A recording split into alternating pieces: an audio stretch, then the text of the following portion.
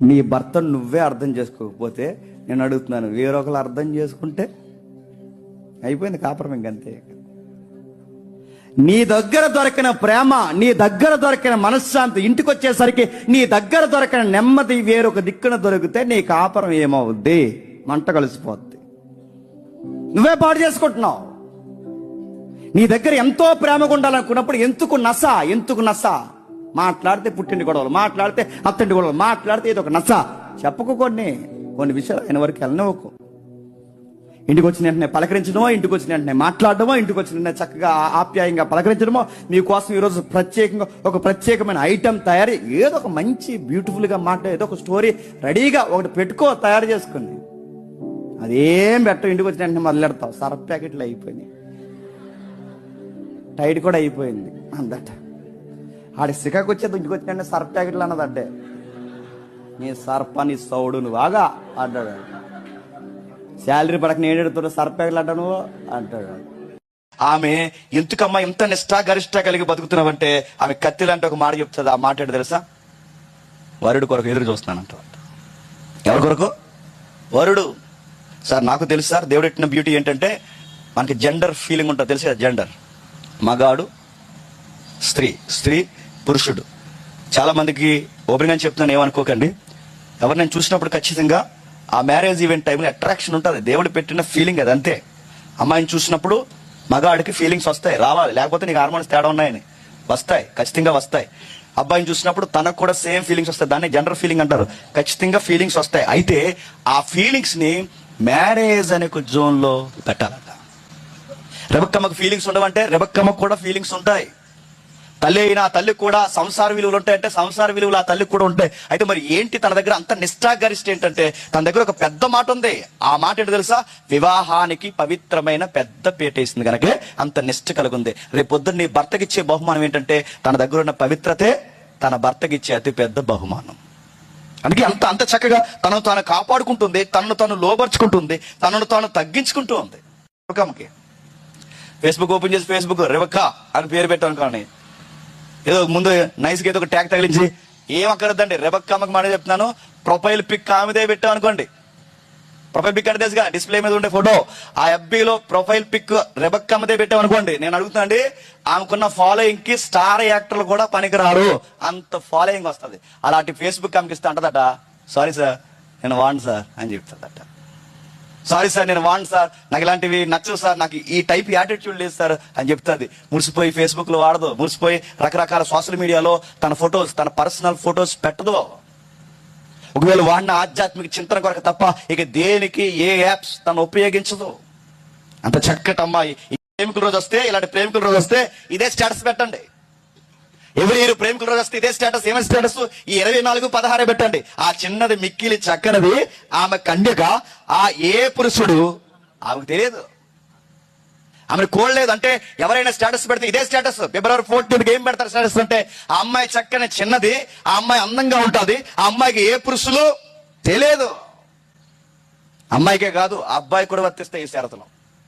ఇక్కడ అన్నాడట, అలా తిరిగి ఏట్రా ఎంతమంది నీకు అని అడిగితే అన్నాడట, నేను మగాడిని అన్నాడట. నువ్వు మగాడు కాదు, కుక్కవే అడుగుతున్నాను. మళ్ళీ నువ్వు మగాడు కాదు నడుతున్నాను. వావి వరుసలు బాధ్యత లేకుండా అడుగుతున్నాను. వావి వరుస లేకుండా బాధ్యత లేకుండా తిరిగి చెప్పిన కుక్కలు తిరుగుతాయి. నైతికత లేకుండా తిరిగి చెప్పిన కుక్కలు తిరుగుతాయి. అడుగుతున్నాను, ఎందుకు ఇన్ని స్టోరీలు ఎందుకురా నీకు అడిగితే అడుగుతున్నాను. మగాడంట. ఏం మగాడివి? మగాడంటే చెప్పనా, విలువలకు కట్టుబడి నిలబడ్డం. సొక్కా మార్చినది ఈజీగా లైఫ్ పార్ట్నర్ని మార్చడం కాదు. స్నానం చేసి వచ్చిన ఈజీగా లైఫ్ పార్ట్నర్ని మార్చడం కాదు. విలువలకి, నీ దగ్గర విలువలు ఉంటే నువ్వు చేసుకోబోయే అమ్మాయికి కూడా విలువలు ఉన్నాయని కోరుకోవడమే మగతనం. నువ్వు చేసుకోబోయే అమ్మాయి కానీ నువ్వు చేసుకోబోయే అబ్బాయి కానీ ఆ విలువలు కోరుకోవాలి. లేదా కట్ చేయి. నడుతా ఇలాంటివి ఉన్నాయా లేవు. ఈరోజు విలువలు ఎక్కడ ఉన్నాయి? అందుకే చూడండి, అమ్మాయిని చదువుతుంటే ఎన్నిసార్లు చేస్తే మనకు విచిత్రంగా ఉంటుంది. అమ్మాయికి ఎవరు తెలియదట. సరదాగా రెబెక్కమ్మ దగ్గరికి వెళ్ళి ఎవరైనా సరదాగా ఇలా అడిగారు అనుకోండి, డైలాగ్ ఎక్కువైపోయినాయి యంగ్స్టర్స్ కి. ఈ రోజు స్టేటస్లో ఎక్కువ ఉంటుంది ఆ డైలాగ్. నేను అంటే చదువుతున్నా ఇప్పటికుంది ఆ డైలాగ్. చారందా లేదు. ఈ రెబెక్కమ్మ దగ్గరికి వెళ్ళి సరదాగా ఈ రోజు స్పెషల్ డేగా దీనికి 7 రోజులు ఉంటాయి. నేను ఇష్టాన్ని చెప్పట్లేదు, కానీ ఈ రోజు ఈ 14వ రోజుకి ముందు ఇంకొక 7 రోజులు ఉంటాయి. అంటే ప్రపోజ్ చేసే డే ఒకటి, టీ తాగే డే ఒకటి, తర్వాత మళ్ళీ ఇద్దరు పార్కులో కూర్చునే డే ఒకటి, ఆ తర్వాత హగ్గింగ్ డే ఒకటి, ఆ తర్వాత ఇలాగ 7 days అయిన తర్వాత లాస్ట్ డే డిసైడ్మెంట్ డే అనమాట. అదే 14వ డే. ఇవన్నీ జరిగితే ఇందులో 4వ రోజు 3వ రోజు వస్తుంది. అందులో 3వ రోజు ఏంటి చెప్పిన టీ తాగే డే. ఇద్దరు రెస్టారెంట్కి వెళ్ళి టీ తాగుతారు అనమాట. ఏంటి అదేదో టీ ఉంటుంది పని పార్టీ, ఆ టీ పెట్టుకుని టీ తాగుతారు. అప్పుడు సరదాగా ఏమంటారంటే స్టేటస్ అప్పుడు ఇప్పుడు పెడతారు. ఆ స్టేటస్ కుదిరితే 4 మాటలు కప్పు కాఫీ అన్నారట. ఇదే డైలాగ్ ఆవిడ దగ్గరికి వెళ్ళి చెప్పనుకో, నువ్వు ఎవడరా నువ్వు అని అడుగుతుంది. నువ్వు ఎవర్రా, టీ కప్పు కాదు ఖాళీ కప్పు కూడా ఎవరు నువ్వు దేవుడు, నువ్వు గట్టిగా ఇంకోసారి తిరిగాడు మా పేరెంట్స్ కంప్లైంట్ చేస్తానంట. ఆడపిల్లకు ఉండాల్సిన బ్యూటీ అంటే చెప్పిన, నీ వెనక ఏదన్నా ఫాలోయింగ్ ఉంటే నువ్వు పట్టుకెళ్ళి నీ పేరెంట్స్ నోటీస్లో పెట్టాలి. నేర్చుకోండి. ఏదైనా తెలిస్తే వాళ్ళ నోటీస్లో పెట్టాలి. పెట్టకుండా కవర్ చేయకు. చెప్పాలి వాళ్ళకి, పలానోళ్ళు వస్తున్నారు, పలానోళ్ళు వెళ్తున్నారు, పలానోళ్ళు ఫాలో అవుతున్నారు మమ్మీ, పలానోళ్ళు వస్తున్నారు డాడీ, ఇలా జరుగుతుంది మమ్మీ, నేను కాలేజీకి వెళ్తున్నప్పుడు ఆ బస్ స్టాండ్ దగ్గర నిలబడుతున్నారు, సైకిల్ చేస్తున్నారు. చెప్పాలి. ఉత్తమ అమ్మాయికి ఉండాల్సిన లక్షణాలు ఇవి. నువ్వు మురిసిపోకు. నువ్వు మురిసిపోయావంటే త్వరలోనే తీసిపోతాడు. గుర్తుపెట్టుకోండి. వెనక వస్తున్నాడు అనగానే వెనకానికి వస్తున్నాడు పెద్ద నువ్వు ఇంకా ఈ మాటలు లైవ్ వెళ్తున్నా లేదా ఇలా గట్టిగా చెప్తుంది నేను. ఇలాంటివన్నీ నేను అదే లోకువ చెప్పకూడదు. నువ్వు అసహించుకో. ఎక్కువ ఓవర్ చేసాడంటే ఇంట్లో పేరెంట్స్కి చెప్పు, ఇలా జరుగుతుందని చెప్పు. నువ్వు చెప్పకుండా కప్పావో అదే ప్రమాదాలకు దారితీస్తుంది. రెబెక్కమ్మ దగ్గర ఇలాంటి యాసాలు, ఇలా చిల్లర పనులన్నీ కుదరదట. అందుకే అమ్మాయికి ఒక విషయం తెలుసు. ఏమన్నా 4 మాట్లాడారు. అసలు ఎవడరా నువ్వు అని అడుగుతుంది. టీ తాగడానికి వెళ్దామంటే నువ్వెవడరా టీ తాగడానికి అని అడుగుతుంది. నువ్వెవడో నాకు తెలియదు, అసలు నువ్వు నా దగ్గర రావాల్సిన అవసరం లేదు, అసలు నీతో ఇలాంటి కమ్యూనికేషన్ నేను పెట్టుకోనని చెప్తాది. వయసులో ఉన్న ఆడపిల్ల ఏం చేస్తుంది, రేపో మాపో అత్తింటికి వెళ్తుంది. అత్తింటికి వెళ్తే అన్ని పనులు నేర్చుకుని వెళ్ళాలి.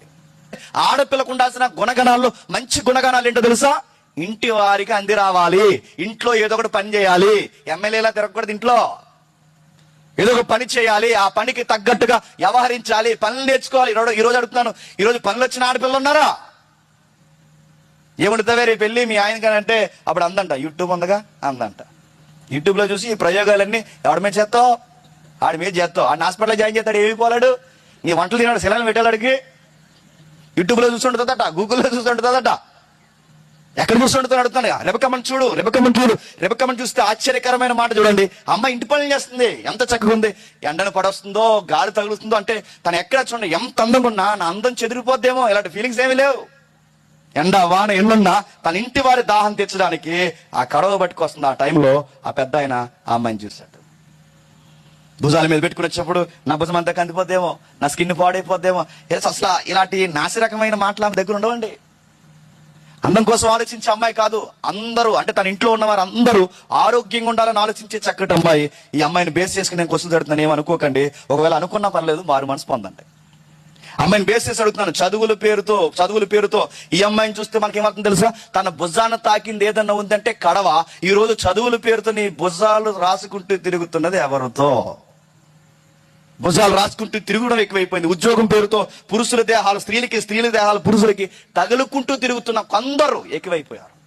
అమ్మాయి మరి ఏం చేస్తుంది? డైలీ ఇంట్లో ఉండే ఎంతమంది ఫ్రెండ్ రిక్వెస్ట్లు పెట్టారు, ఎంతమంది కాంటాక్ట్ లోకి వచ్చారు, నాకు ఎంత ఉంది, ఇన్స్టాగ్రామ్ ఫాలోయింగ్ ఎంత ఉంది, ఇంకా చెప్పండి. కొన్ని ఉన్నాయి కదా యాప్స్, ఆ ఫేస్బుక్ ఫాలోయింగ్ ఎంత, ఇంకేమన్నా చెప్పండి, ట్విట్టర్ ఎంత ఫాలోయింగ్, ఇలాంటి చెప్పదు. ఎందుకంటే ఇప్పుడు అందంగా ఉన్న ఆడపిల్లలు కూడా ఏం చేస్తారు చెప్పినా, ఈ మాట్లాడుతున్నాను ఏమనుకోకండి, వాళ్ళ నాభి చూపిస్తున్నారు. నాభి ప్లెయిన్ శారీస్ కట్టుకుని ఆ నాభిని కావాలని అట్రాక్షన్ చేయడానికి ఆ నాభిని ఇలా చూపించి, దేనికమ్మా నాభి అలా చూపిస్తామని పెద్దలు ఎవరైనా అడిగితే వాళ్ళు ఏమంటారు చెప్పినా, ఫాలోయింగ్ కోసం అంట.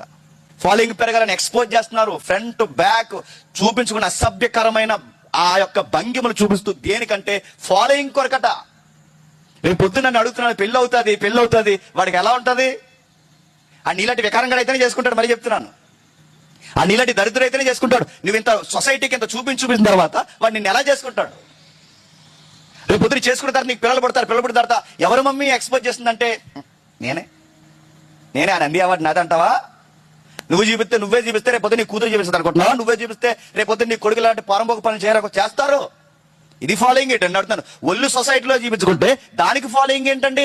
ఒళ్ళు చూపించుకుంటే ఆ వచ్చేదాన్ని ఫాలోయింగ్ అనడం ఏంటండి? ఒళ్ళు చూపించుకుంటే ఫాలోయింగ్ ఏంటి? బ్రెస్ట్ చూపిస్తున్నారు, నాభి చూపిస్తున్నారు, టైప్స్ చూపిస్తున్నారు, బ్యాక్ ఏదైతే ఉందో ఇవంతా బ్యాక్ ఫ్రంట్ చూపించుకోవడం అన్ని చూపిస్తున్నారు. ఎవరికి చూపిస్తావు? రేపొద్దు నీకు పెళ్ళి అయితే నీ భార్యకి, నీకు పెళ్ళి అయితే నీ భర్తకి, వారికి చూపించుకోవాల్సిన సొసైటీకి చూపించడం ఏంటి? ఆడు ఎవడో ఉంటాడండి చొక్క ఇప్పేసే కూర్చుంటాడు ఎప్పుడు రీల్స్ లో. అంటే ఇప్పుడు ఈ పోటీగాడిని చూసి ఎక్కడ మీ దేవురని 4 మెసేజ్లు పెడితే అక్కడ దోరపడి విద్యానకాలు ఉంటామని చెప్పాలి. ఇప్పుడు వీడు రకరకాలు నడుతున్నాడు, ఇదే నడుతున్నాడు, ఇదే ఎక్స్పోజ్, ఏదో రకమైన యాటిట్యూడ్ వచ్చింది. కానీ ఇలాంటి వాళ్ళందరికీ చెల్లెలు కొడుతుందండి చెంప మీద. ఈమె సాక్ష్యం, ఎలాంటి సాక్ష్యం చెప్తా చూడండి, అసలు ఎక్కడ ఎవరిని దరిదాపులు కూడా రానదట.